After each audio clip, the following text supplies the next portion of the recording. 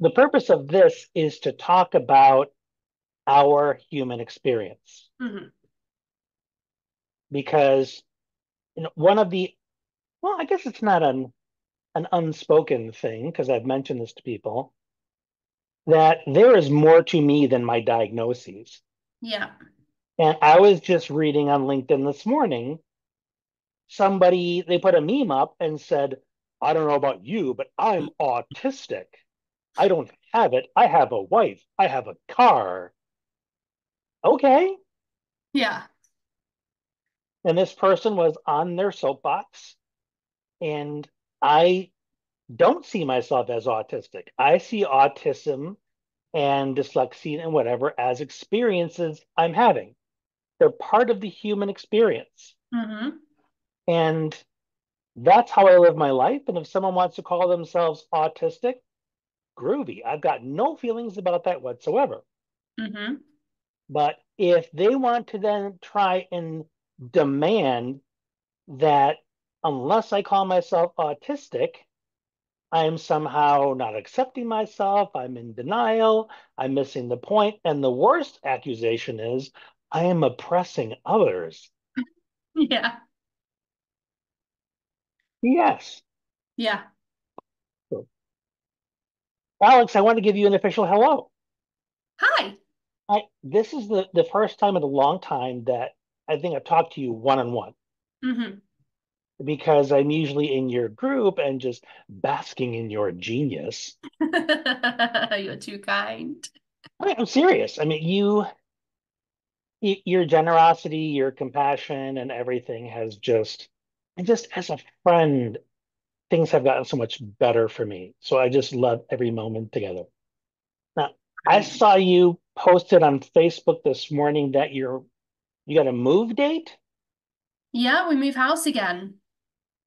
How long were you even in the spot that you are now? Coming up to 2 years. So we And move that's every it? 2 years. Yeah. You get 2 years and then you move. Hmm. Do these military people study psychology or anything about people? I really love it. I'm so excited. And every time we get more details about the new house, I just get more and more excited because it's an adventure. Like a couple of weekends ago, we actually went and visited the area, saw the house that we're going to move into, and I can't wait. It's a new place to explore. It's new people to meet. Yeah, I'm thrilled. I love where we are, but I'm also excited about where we're going. Well, I hope the new place has a pond of some kind that is freezing that you can go and swim in. It is 5 kilometers from the sea, so yeah. Wow, well, don't get in over your head, literally and metaphorically. Yeah. You just reminded me of this story that I heard decades ago.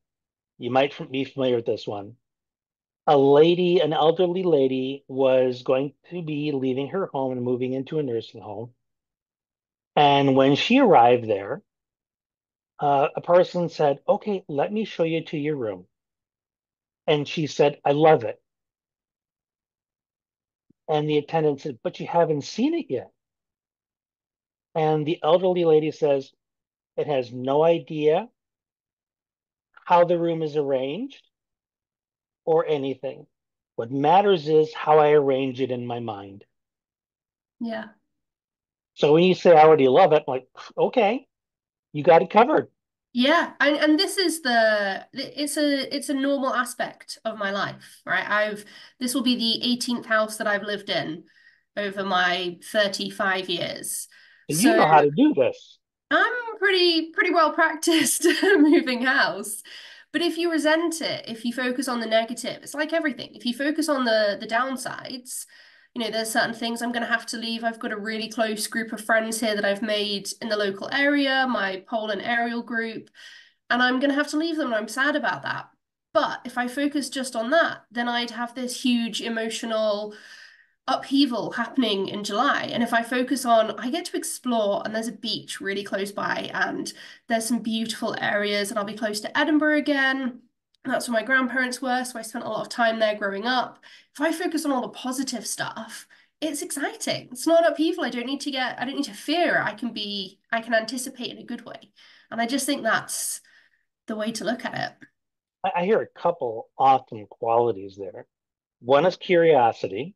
Mm, You know, what's coming next? What's around the corner? As opposed to folks like me a lot of the time, like, God, I've never been there before. It could be a monster. Are you kidding me? I'm I'm I'm in need of planning of a degree of certainty, probably because of my startle reflex. mm-hmm. That might have something to do with it. And some unresolved trauma, hypervigilance, always another layer. Yeah. And another thing I heard in what you were talking about is it seems you really embrace that life is temporary. Mm-hmm. All things are temporary. Be present with them because they're Yeah. not going to last. Yeah. And you've learned that because every 2 years you're shipped around. Yeah. But that is such a beautiful way to be able to have experience because you don't spend so much time trying to hold on to it and make it last and take a million pictures of it Mm-hmm. instead of having the experience. Yeah. And that's really the richest way to live. Because if you are eating your favorite food, but you're gabbing with your friends at the same time, you're not really tasting your food. Yeah. But if it's something that you can pause and savor, it's 10 times more delicious than you remember. Mm-hmm. So if you have those experiences with your friends and just savor those moments, yeah, you're right on. Yeah. It can just mean so much, even if you only have 2 years as opposed to 10. Mm-hmm. You're so smart. Life is temporary, and there's a huge amount that could be said in that, and that's, I mean, that's why what I've built my whole business upon. That's the whole concept of, this is why I'm all about life first. This is why I'm all about, we don't we don't focus and put all of our energy ever into the business, because you don't know what's going to happen next. You can't ever predict where life is going to take you. You have to just enjoy the ride. And so the ride has to be as enjoyable as you can make it in every moment, not just the future. This whole idea of it'll be worth it in the end. When's the end? What happens if it ends before it's worth it? Make it worth it now. Like, enjoy what you've got. And like you say, savor every moment, because this is it. We don't get a redo. We don't get to, hindsight's 2020, but you do not want to get to 80 and look back and go, oh, I wish I'd done this, or I wish I'd not done that. What do you think about that idea that it's not the destination, it's the journey? 100%. So That's the, are there destinations? I think there are destinations along the way, but life for me, and I think the way that I live my life because of the military is actually really, it's almost a metaphor for the life experience. Each place that we move to is a new destination, but we're not going to be there forever. And it's okay that I don't know where I'm moving in 4 years' time or in 2 years' time after this move, but I know that I will be moving on and there will be a new destination. And each time we move, we get to enjoy for a while, and then we get to anticipate and start striving towards the next thing. I think if you have an end destination, the only end destination we have waiting for us is death. Like, not to be macabre about it, but I look forward to the day when I'm fertilizer yeah. and the bugs and the forest creatures. No, I won't finish that metaphor. I mean, I plan on being a tree seed, so It's amazing what they can do these I know days it's with so cool, isn't it? my wife and I've had conversations about that. Mm. Do I want to be a tree? Do I want to be jewelry for my family? All kinds of weird options. Yeah, Can I throw another story at you that you just reminded me of? please, please. There were some construction workers, building away, and guy comes along and says, "Hey guys, what are you building?" Or like, "What are you doing?" I think that was the question. "Hey guys, what are you doing?" And one guy says, "I'm working hard." Next guy says, "I'm laying bricks." Third guy says, "I'm building a cathedral." Yeah. And they were all doing the same task. Mm-hmm. It all depends on, do they see the bigger picture of what they're doing? But Mm-hmm. simultaneously, they were just doing what they were doing at that moment. Because Yeah. if you don't lay that brick well, the wall will likely come down before the cathedral and people will get hurt and you got to start all over because you Hmm. didn't give it your attention. Yeah. So, yeah, in those moments, you can simultaneously be present with the process, but also know this is part of something bigger. Yeah. So, I don't know that you would hold them simultaneously, but your mind kind of is aware of both. Yeah, it's that flitting between the two. I think Mhm. both of us are running movements. And on the day to day, I'm just helping the person that's in front of me. And that's what I'm focused on. I'm focused on laying those bricks. I'm focused on making sure that person in front of me is getting the questions to the answers to the questions that they want. But in the bigger picture, I'm leading a movement. I'm moving people away from this hustle and grind and into this life first, this, you know, work to live, don't live to work kind of side of things. And I think with you, it's very much the same. On the day to day, you're helping people navigate what they're experiencing in the right now. But in the bigger picture, you're giving them tools to navigate the whole life, and you're giving communities tools to present themselves not as someone with a label, but someone with an experience of life that just happens to be their own. And my overall thinking is, and it could be on my epitaph, he was wrong. But Unlikely. it's my thinking that the more human we allow ourselves to be, the fewer barriers there are going to be between us. Hmm. And I can't remember who I said this to, but I said one of the most divisive things between us as a people are the concepts of neurodivergent and neurotypical.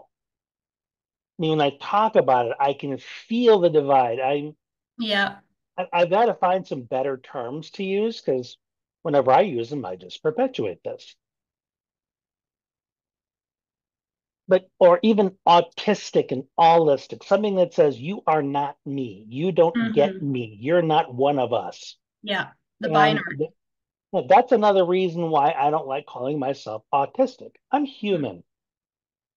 And there are all of these different aspects that make me human. But at the bottom of it, I have a human experience and I can connect with anybody on that level. Yeah. But if I say I'm autistic, oh, and you're not, okay, well, you don't understand. You'll never know what it's like. Okay, then let's talk about something that we can share. Yeah. But I see so little of that happening. And my end goal, and I have to live to like 150 so I have any chance of pulling this off, is I want to have a more inclusive and compassionate society for my boys. Yeah. They all have autism, they all have ADHD, and they're not necessarily at the level that I am because of the experiences I've had, the the amount of diligence that I've put into this that has led me to down the path of being this voracious consumer of strategies and information that are going to make me a better human being. You know? Hmm. And hopefully, if nothing else, what I model in that capacity rubs off on some folks. And in 1,000 years, that goal of mine will be achieved. Yeah. If that's what society wants for itself. I mean, Yeah. right now, I'm waiting to hear the bombs are flying. We're kind of in a real cluster at this point. But anyway, enough of that tangent. I'm going to pick up on something you said because my favorite, when I was at university the first time, because I've done too many degrees, I did some philosophy modules. And in one of the modules I did, I discovered a philosopher called Wittgenstein, and I just adore this man.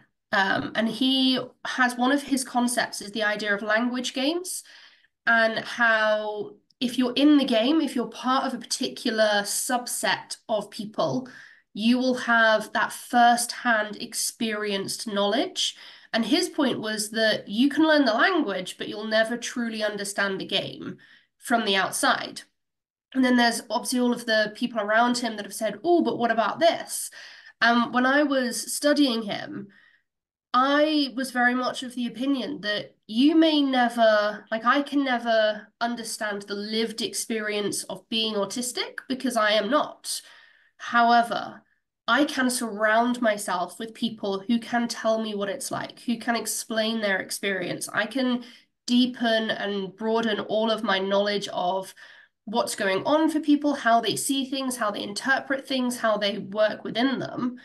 And I can make sure that my knowledge is as huge and as human as it can possibly be, so that I can relate to them human to human and not relate to them, well, you're this and I can never understand that. I think it can be really divisive to be like, oh, well, I'm not that, so I'll never get it. I think actually I can get it. I can understand a lot of it and I can work with it. And it's all of our responsibilities, I guess, to find that common ground and to listen to each other's experience and say, oh, hey, that's how it looks for you. That's not how it looks for me. That's really interesting. Tell me more. Yeah, one thing I imagine happening with what you just described, if you immerse yourself in the community, Yeah. you can develop a compassion for the other person's experience, even though you don't Mhm. share that experience, Yes. and be aware of all of your blind spots. And it's Yes. much more difficult to stereotype or make assumptions Hmm. when you don't begin with, oh, I know this. Yeah. Instead, you leave with curiosity and say, I read this thing. What do you think about it? Is this true Hmm. for you? Do you know somebody else who's like this? As opposed to, oh, I understand you so much better now because I read this, this, and this, and I heard this thing, and this must be you too. Yeah.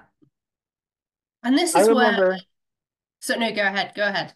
I was going to say, I remember hearing stories from parents of teachers or school social workers trying to help their kids connect and say, oh, I met another kid who has Asperger's or autism. I bet you'll Yeah. get along great. That's like saying Mm. with two ladies, oh, you're both women. Yeah. You'll probably get along great. Yeah. Absolutely. What were you going to say a minute ago?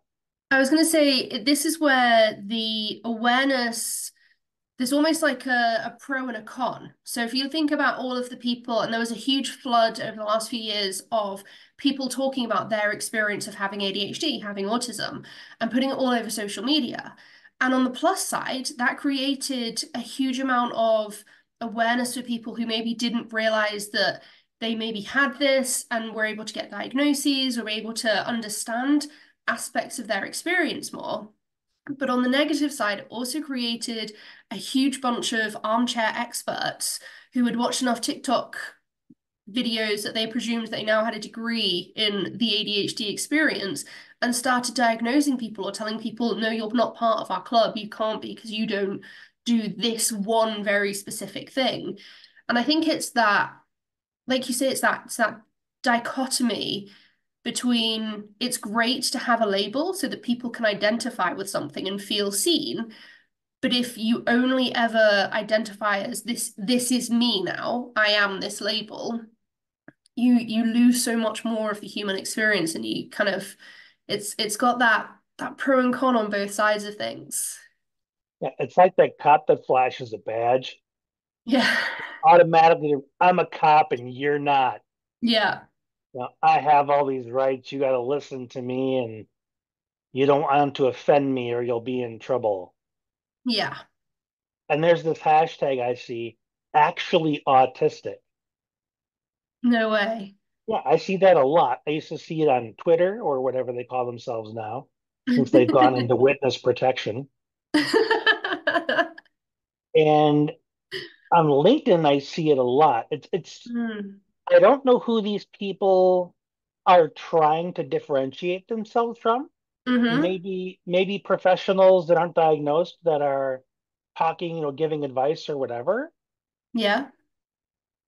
I've worked with professionals over the years that have done wonders for my boys, speech therapists, occupational therapists, who taught me a lot, gave us great Mm. direction, not on the spectrum. Yeah. So I don't know if there may be people talking about the experience of living with autism that they're pushing back against. I'm not entirely sure. Hmm. But again, it's one of those gatekeeping tactics that Yeah. can be alienating because if you say actually autistic, are there certain people who are afraid to comment Yeah. because you might say, well, you're not autistic, what the heck are you talking about? Hmm. So there's so many of those dynamics that make it difficult to have a conversation. Yeah. And in order to create this society that I'm hoping to help create for my boys, you got to be able to put your ego off to the side and share your experiences and try to find common ground where Yeah. we can support each other in living life and each of us having as full a life as possible. Absolutely. And it goes back to that human experience. Everyone has common ground. We're all very much living not the same life, but we're all living at the same time. We're all experiencing the same worldwide dynamics. How they affect us are going to be different, but that's a beautiful thing. Like I think I don't think I'd ever truly realized it until you said it earlier, but I really do live my life in curiosity. I want to learn more all the time. I heard something last night that was profound, and I'm going to paraphrase it. That basically the purpose of our endeavors in life is to relieve suffering. Hmm. Like if there's a meaning for your life, it's to relieve suffering. Yeah. And I'll tell you, girlfriend, the stuff that you've taught me that I've actually applied uh, has helped relieve suffering in my life, less anxiety, less beating myself up, more confidence. And when you're kind to someone or you Mm. pay for their coffee in the drive-through, you're Yeah, helping lift their spirits. So you're helping relieve some of their suffering. yeah. Then there are the folks out there that we avoid that are wallowing in their own suffering and Hmm. they can't help but get it on everyone else. You're having a good day and they say, oh, what's good about it? Let me tell you what so and so said, or let me tell you what happened yesterday. And they just want to spread the shit everywhere. Yeah. But Gotta yeah, stay out of the crash zone. when we're focused on that, how can I relieve suffering? Well, first of Absolutely. all, you see work everywhere, Well, there is that. but you one of the underlining actually the first principle of Buddhism is that life has suffering. Hmm. It's just one of the undercurrents, it's one of the threads that goes through the human experience. And there are these wonderful ways that we have to relieve suffering for each other because we're in it together. Yes. We're the human race or human community sharing the human condition. Hmm. So, well, the cool thing about that is if your job is to relieve suffering, you always got something to do. Yeah, it's never gonna run out. Now, one thing I'm curious about you. Now, I know Hmm. some of your life, stuff that you shared, but I'm wondering, who was there a who or is there a who in your life that kind of showed you the way, that showed you what was possible, Yeah. and you said, I want to maybe not follow their path and do what they do, but I want to blaze a similar trail for myself. Do you know, not in as many words. So no one in my family is entrepreneurial at all. Everyone's kind of I'm the first to be like, I want to go out and make my own business and do my own thing. But I You're think the trailblazer. I am, but in a lot of ways, I was never ever limited. There was never anyone in my life that told me anything other than You can do anything you put your mind to.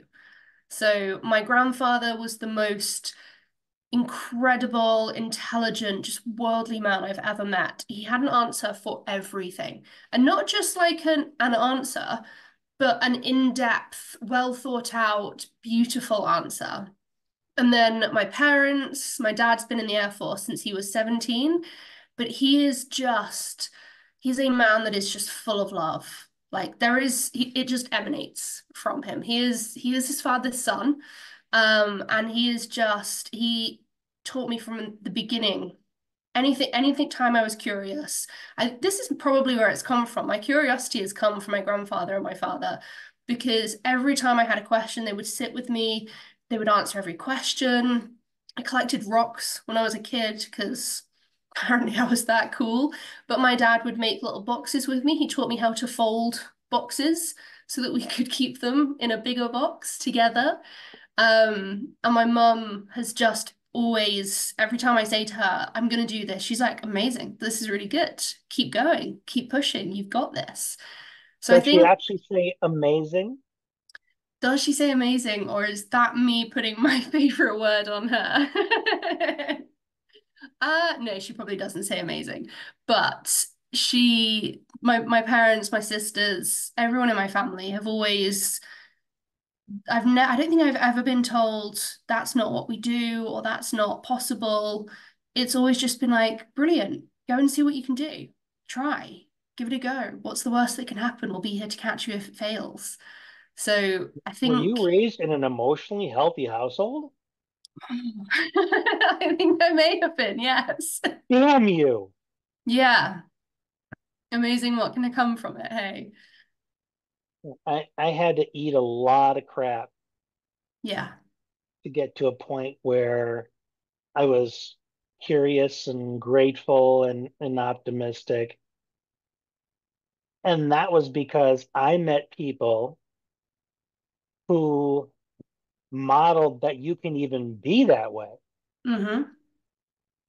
And then following them and asking them questions about what do you believe? What are your habits?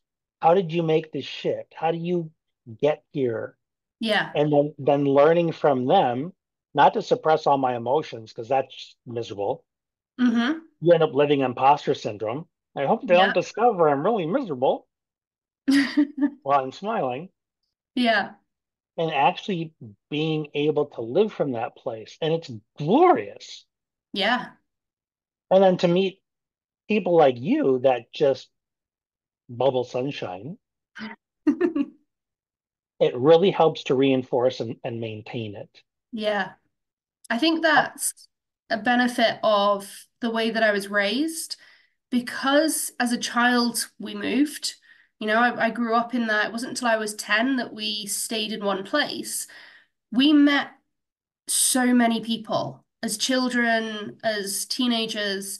Our exposure to other cultures, to other kind of ways of living, to other opinions was massive.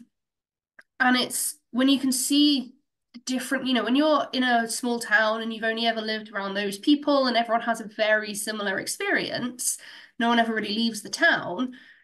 The mindset is very small, the experience is very small. When you meet other people, when you find other experiences, when I grew up mostly in a very small town in the southwest of England, we had very few people of color. I think there were three families that were people of color within our entire town.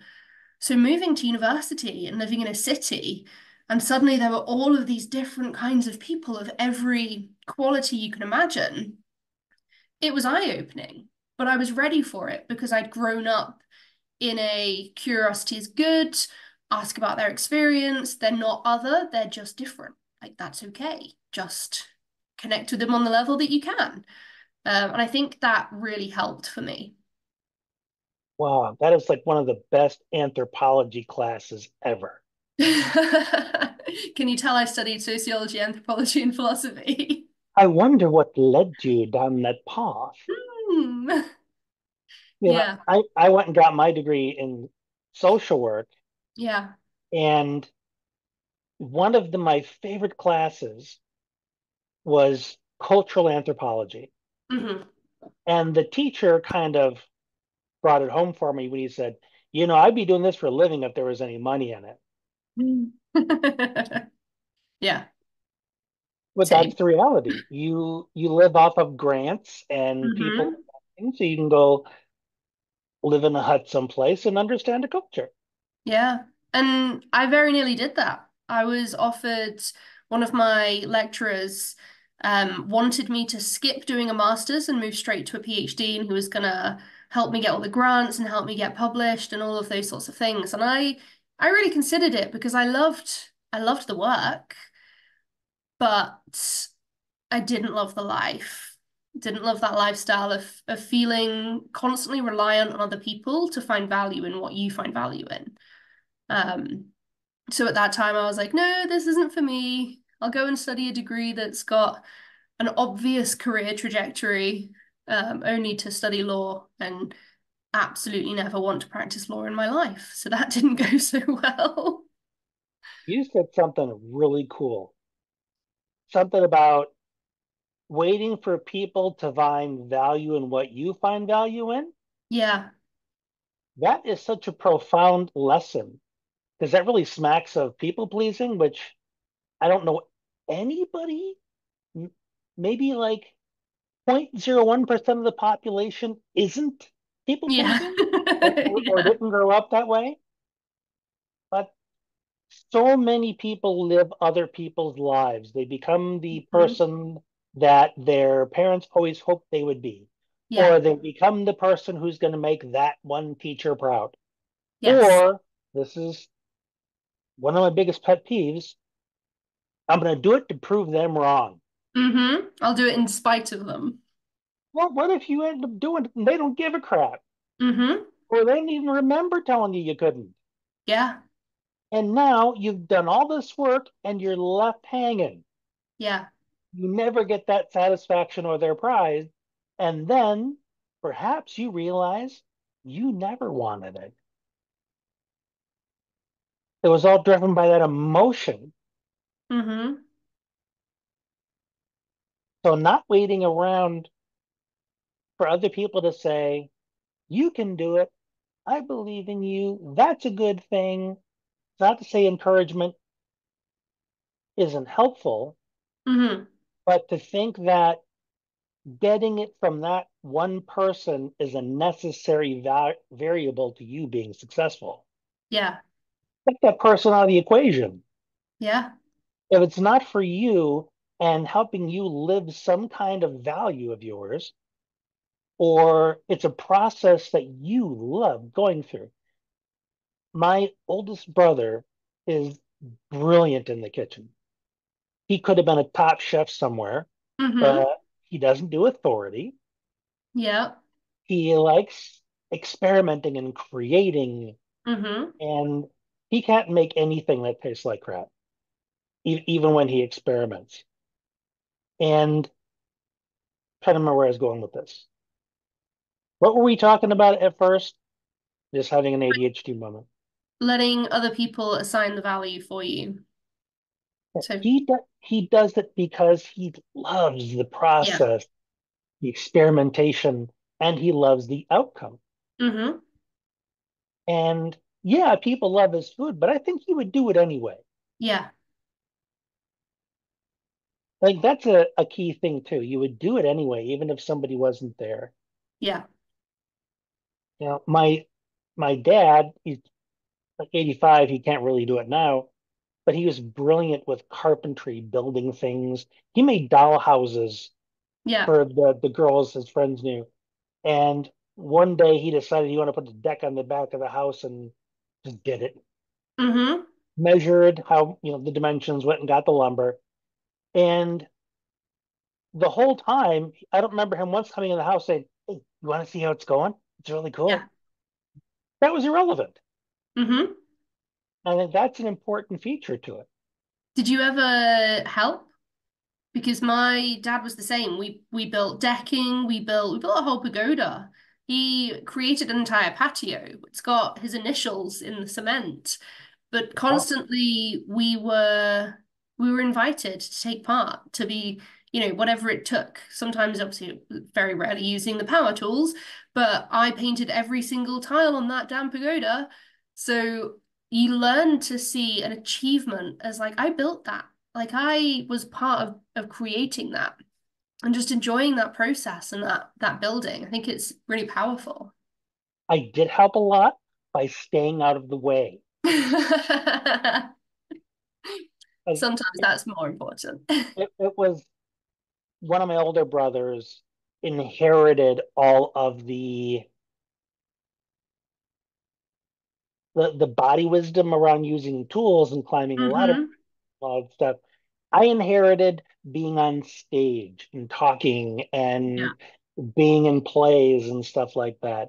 I also probably hold the record for most ER visits in my family.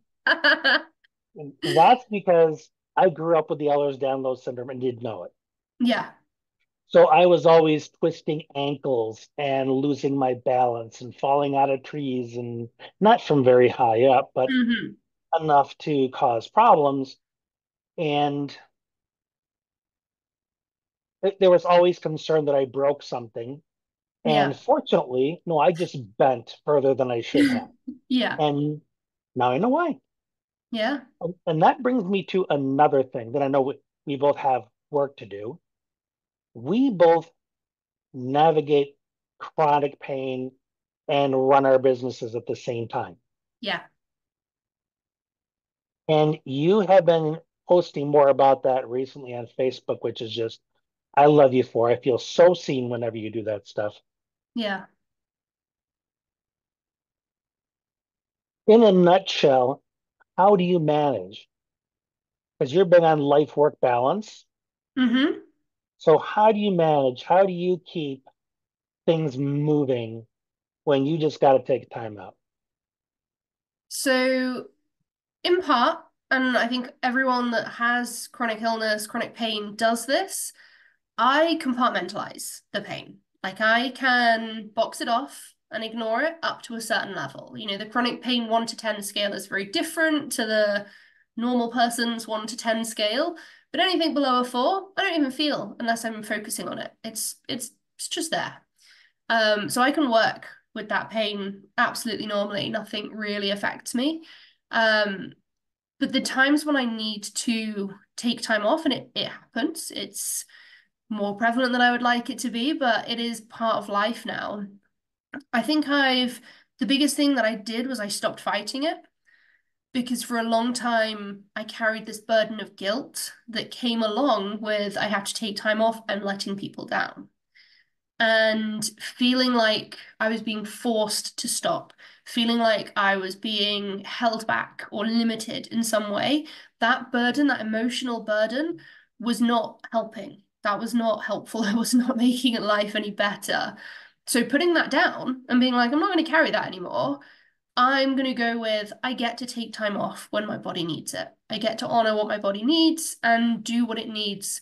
And my business will continue to work around that has been huge for my mindset because now if I wake up and I don't know I've got a migraine or it's a particularly bad flare day, I can respect myself and I can honor myself and say, do you know what? Nope, today's a nope day.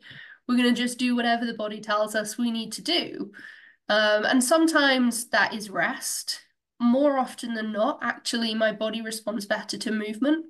Not necessarily, I'm not going to go run a marathon, but getting out and about, moving around actually helps my pain a lot more because I get otherwise lots of cramping and lots of other secondary issues.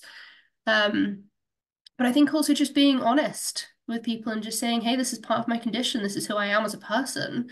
This is not my label, and one of my posts recently was, I'm not ever going to niche into the chronic illness world because I am not my illness. My illness is just an aspect of my life.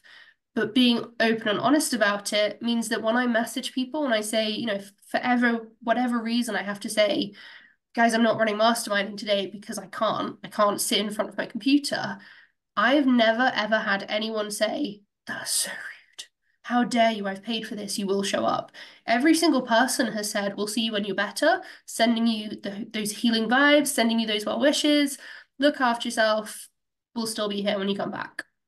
And that's You, incredible. you're great at attracting people that are like you. Yeah, I've done So very, very well with my they're clients. going to extend you the same grace you extend them. Yeah. But I think that's the point, isn't it? I attract the people who are right for my communities. If you are the sort of person who will count beans and sit there and go, no, you promised this, and I will expect you 100% to always do it, well, that's not going to work because you can't have weekly everything every single week for the rest of your life because I'm not going to work every single week. I don't owe that to anyone. If I worked in a job, I would be allowed to take holiday. So if I work for a business that's my own, I absolutely can still take holidays. I can take time off. And I think that sometimes people in the entrepreneurial space, especially, they forget some of the benefits they're due. Like you're allowed to take time off. You're allowed to take a holiday. You don't have What? to work every hour. Healthcare? Where do you get that? I know, madness. Yeah. Well, I could easily talk to you for the rest of the day, but I know we got work to do. Yeah. So so glad we got a chance to catch up, Alex. Thank you so much. I love you I to love bits, this. and I'll be talking to you again soon. All right, take care, my friend.